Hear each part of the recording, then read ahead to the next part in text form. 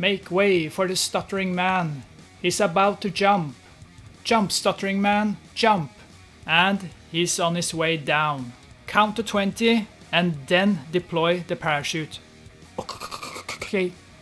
10, 11.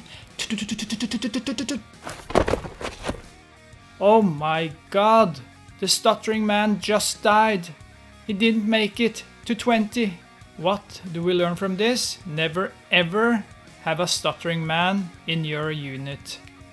And never ever let the stuttering man jump from a plane and count to 20. He will never ever make it down alive. Hey and welcome to Not Only Hollywood. Today I'm going to review Eastern Condors from 1987. This is a Hong Kong action movie. A group of prisoners from Hong Kong is sent to Vietnam to destroy a weapons depot. But Viet Cong soldiers are standing in their way. Eastern Condors has an impressive cast where we find some of the best action actors in the world at the time. Sammo Hung is the director and he also stars in the movie. He has brought with him the fantastic and my favorite Yuen Biao, the acrobatic master. But damn, what a fucking annoying hairstyle he has here. And it seems like he thinks he's cool with this hairstyle.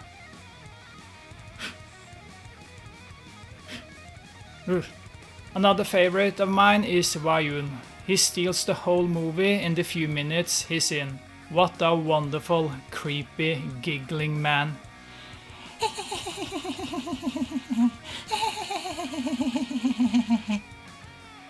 Oh, I love him. Eastern Condors offers fewer action scenes than expected.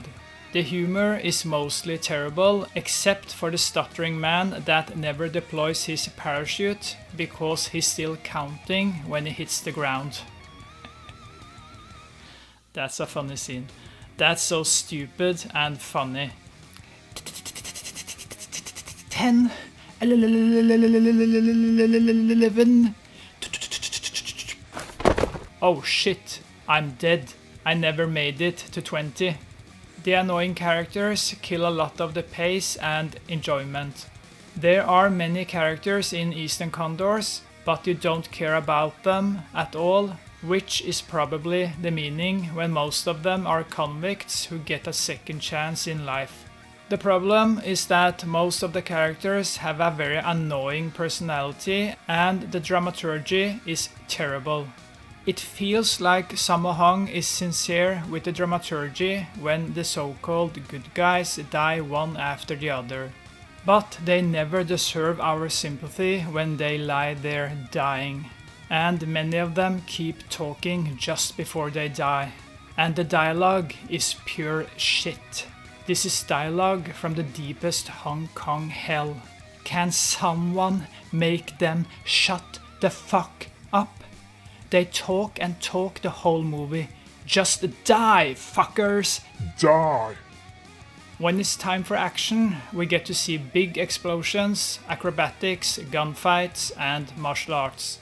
The silly thing is that there are a lot of famous actors in Eastern Condors that are playing Viet Cong soldiers. The silly thing is that there are a lot of famous actors in Eastern Condors that are playing Viet Cong soldiers. The brilliant Wayun plays a creepy, giggling general. My god, this man is king. And in his corner we find Billy Lau, Dick Wei and Yasuaki Kurata. We have a wild bunch of well-known actors in this genre who play the bad guys. But they get almost no screen time. They only turn up at the end to fight. Why couldn't Sammo Hung have given them more screen time and cut the terrible humor and the awful dialogue? What's wrong with you, Sammo? Should I describe Eastern Condors with one word, it must be the word energetic when we first get to see some action scenes. The action scenes are hard-hitting in the best Sammo Hung style. It's disappointing that the last fight scenes with some of the best martial artists are too short. There are 3 fights they could have gotten a lot out of, but they don't last long enough.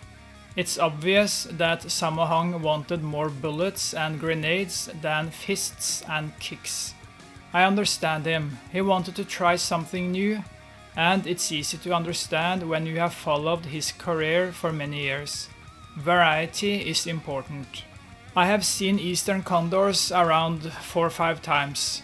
It's never going to be one of my favorite movies. The characters are so annoying, and the same goes for the bad dialogue. There's not enough action scenes. The reason for that is just so that the annoying characters can spew out some terrible dialogue. Shut up and Die. like real men. Just Die. In fact, I wish 90% of the good guys were stuttering when they jumped out of the plane. Then they would have all Died. early. From 1 to 10, I give Eastern Condors a 6 out of 10. Thank you for watching, and I'll see you next time. Sleep well and dream about me.